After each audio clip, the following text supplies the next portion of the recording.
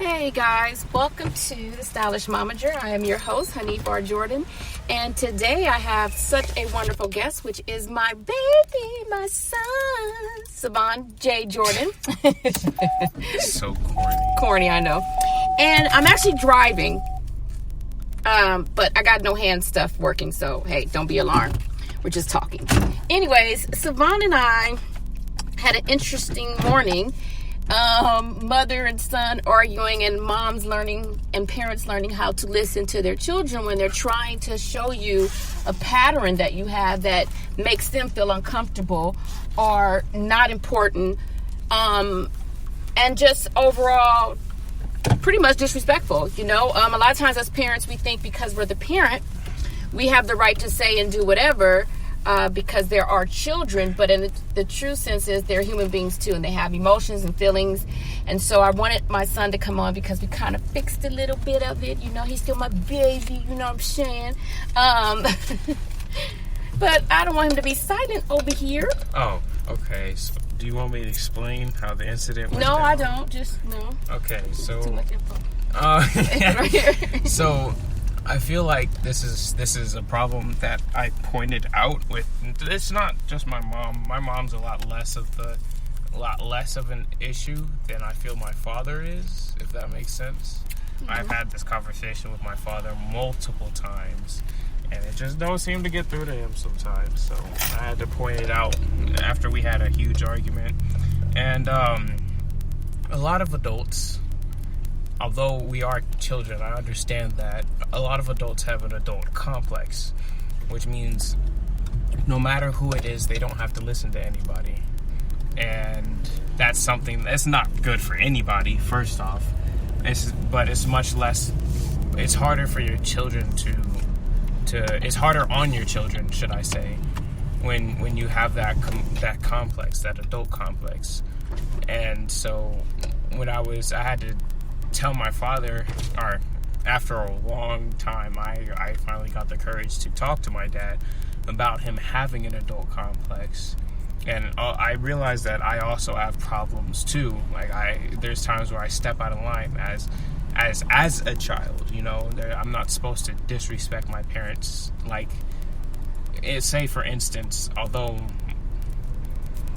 okay, let me give you a situation. So, as your father, as a father figure, you would like the best for your child, right? I would feel that most parents would like the best for their child, or all parents should want the best for their child. Whether you can provide that or not is based on your circumstances in life, but... Right. So, the way you can behave and the way you should behave are entirely based upon perspective.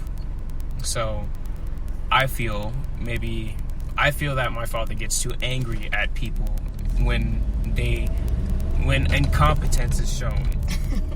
He does. Although incompetence, when my father gets angry, he doesn't use good words to describe people. Of course, that's it's like road rage, but for him, everything else. Yes. And that shouldn't be the way it is, because first off, if you think about it like this, who's going to want to serve somebody? And period. They're still human at the end of the day, even if it is their job. They can choose not to give you service. Period. Or mess with your food. Or there's fast food places. If you talk disrespectfully to anybody, although messages are relayed terribly sometimes, so it's not anyone's fault necessarily, if that makes sense. Yeah. Like specifically, I had this incident with my father at the DMV, and he started insulting the workers right to their faces. Of course, I could understand they weren't being the best of workers, or messages weren't being relayed properly, and people were getting confused, which they could have had done better with management.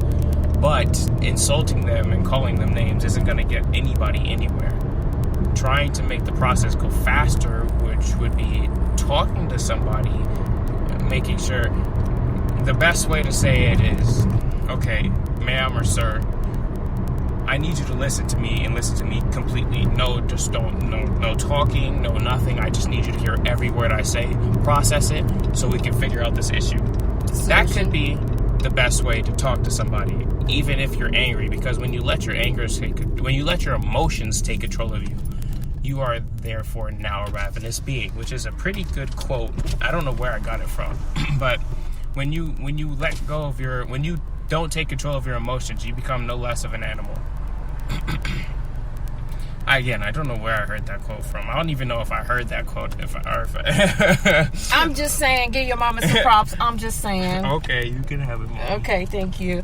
No, I love that. I've always told you, you're beyond your years, and sometimes us adults will get into wherever our trauma was, we stop growing. So remember, I said sometimes people have been through so much stuff that they still are 15 or they still are 16 in their emotions.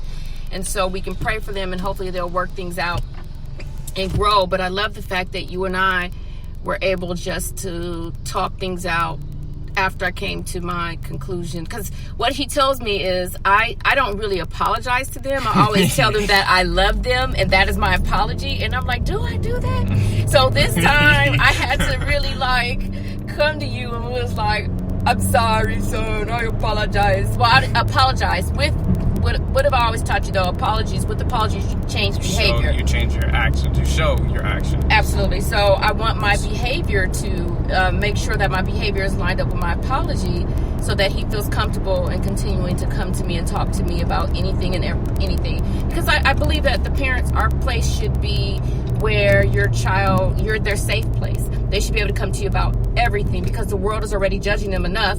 They don't need that at home as well. My thing was, I just wanted him to know that I don't want him sitting around during this quarantine.